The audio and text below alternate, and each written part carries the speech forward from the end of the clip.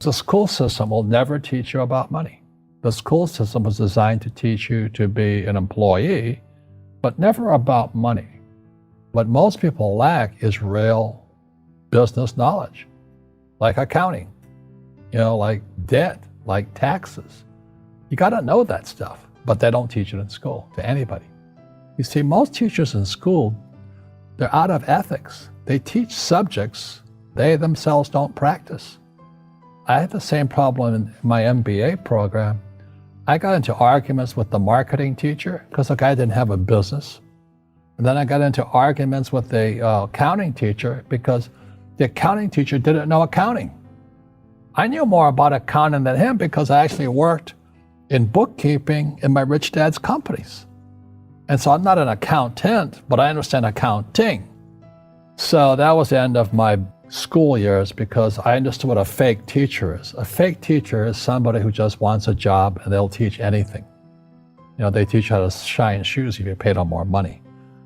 But they really don't know what they're teaching. And that's why in life, one of the things I suggest to people, you got to find a real teacher versus a fake teacher. And a fake teacher is somebody who doesn't do what they teach. And a real teacher is doing what they teach every day. So my accountants, my attorneys, they're in it every single day. And that's how I learn, because every day I'm solving problems in my business. So I have accountants and attorneys and bankers and all these people on speed dial because I'm solving problems with my team.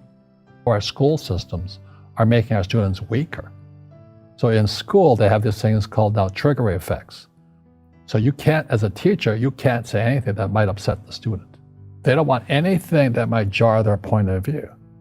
So if I went into school, I'd be thrown out because I threaten them. And to me, isn't school about opening your eyes and minds to new ideas? But that's now out of the system. So everybody's got to be PC, politically correct now. And it's killing us. It's killing the brains of our kids. They're going backwards. But in their minds, they're more enlightened. If I didn't have ideas that shook me, I wouldn't learn anything new. But now these trigger mechanisms, like they don't let you have peanuts anymore. So that they found out if you take peanuts away from a child, their propensity to have peanut allergy goes up. So you get out a child, you say you can't have peanuts. 17% will find out they're allergic to peanuts. But if you gave kids peanuts, only 3% would be allergic to peanuts. And that's kind of the metaphor. We're actually making our students weaker in school. I don't believe in giving to the poor. You see, people say, well, why don't you give the poor money? So the only problem with that is it just creates more poor people. You give a man a fish, you get a lot of people who want more fish, but you teach them to fish. But, unfortunately, the poor will always be amongst us because it starts up here. It's in their words, and the words become flesh. When they say, I can't afford it or I can't do that, they become what they say. And I meet so many people, I can't afford it. You think I'm made of money? My PhD dad, he says, what do you think I am, made of money? I can't afford that. And my rich dad would say, that's why he's poor. Poor people say, I can't afford it, I can't do that, I don't have time. Because it's an escape. It's an escape. You know what I mean? It's easy to say, I can't afford it. Oh, I'm too tired. Oh, I can't go to the gym. When you could go to the gym, but no, I can't. Truth is, I'm just too lazy to go to the gym. A question opens the mind, a statement closes the mind. How can I afford it? How can I do that? What would it take? Or why should I do that? See, when you say I can't afford it, your mind shuts down and you become what you say. But the thing is that we become creatures of our own habits.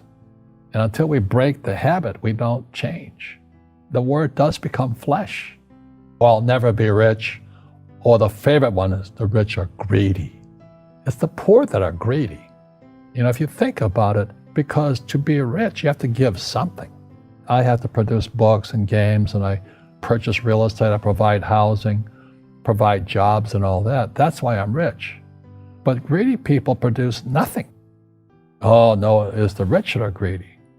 Well, the way you get rich is you solve other people's problems. If you could cure cancer today, you'd be a trillionaire. You'd be an instant trillionaire. Nah, I'm just too busy to work on that. I think I'll play golf instead. Poverty is passed on. It's taught in your families. And middle class is taught in families. And so the people right now who are sitting at home, who are struggling financially or worried about money or unhappy, they may be making a lot of money, but unhappy with what they're doing, it was probably taught to you. Your superego was taught, get a job, work hard, or you'll never be rich, or the rich are evil, or whatever. If you're poor, you'll always be poor. Money will disappear that fast. Just like most pro athletes, they make millions of dollars, and 65% are bankrupt 5 years later. It's because they come from poor families. Now you tell them that, they get very angry at you. It's not, it's the rich fault. It's you guys ripped me off and government ripped me off. It's passed down genetically. That's the frightening thing. And we got to change what we teach our kids. You got to have the basic knowledge of taxes, debt, financial statements, and all that. If you don't want to learn it, I can't help you. My poor dad never wanted to learn what my rich dad was teaching me. I have bad luck too. I've had financial crashes. I've had people stab me in the back, but they're all good because I grow from it. People who are afraid of making mistakes, like they teach in school, they don't ever grow. Most people only want to be right. Well, you can't have that. That's not reality. Every time I failed, it was like, good. I said, okay, what have I learned? And the average person, the reason they're poor is they haven't failed. They play it so safe. They haven't made any mistakes like they taught in school. That means they don't learn anything. That's why the school system's actually fundamentally corrupt. It's anti-education. Don't make mistakes and don't ask for help. If I didn't ask for help, I have my accountants, my attorneys, my bankers, and all that. I go into business like a rugby team. But the average guy is standing there, oh, I'm an A student. I'm going to do this all on myself. And a bunch of rugby players run you over. And you go, well, they're not playing fair. Yeah, well, you're playing stupid. You should have a team. You should have accountants, attorneys, and bankers and all that stuff. But that's not the game I want to play. I said, then don't play the game. The game of business is played with accountants, attorneys, bankers, hate to say it, politicians. You got to know the game. So what I say to young people is, you find your game. So my game financially is business, number one. Second is real estate. And that's why I pay no taxes. That's why Trump pays no taxes. Legally, it is a combination of business and real estate that gives us an unfair advantage over employees because they don't know what to do. So in other words, there's three things. There's appreciation, amortization, and depreciation. So the way guys like Trump and Kushner and the rich guys do it is called the McDonald's formula of business. So McDonald's has a business, right? They have a hamburger stand. And when you interview Ray Kroc, the founder of McDonald's, he gave the formula away. The business of McDonald's is not hamburgers. The business of McDonald's is real estate. And that's the formula. So every time you go past a McDonald's stand, oh, you deserve a break today, eat at McDonald's. But they're not seeing the real game. The game is that little hamburger stand is buying the most expensive real estate in the world. So today, McDonald's owns more real estate than the Catholic Church. But the rich are evil and all that. They just can't see it. So I have the Rich Dad Company. So let's say I make $1 million. I don't want to pay tax on that. So I take that $1 million, instead of spending it on something stupid, I buy a piece of real estate. So let's say for $5 million. So I go from $1 million to $5 million. Then I appreciate, depreciate, and amortize that $5 million, and it offsets my $1 million in tax. And when I speak to average people, they go, it's the law. It's available to everybody in every country and all over the world.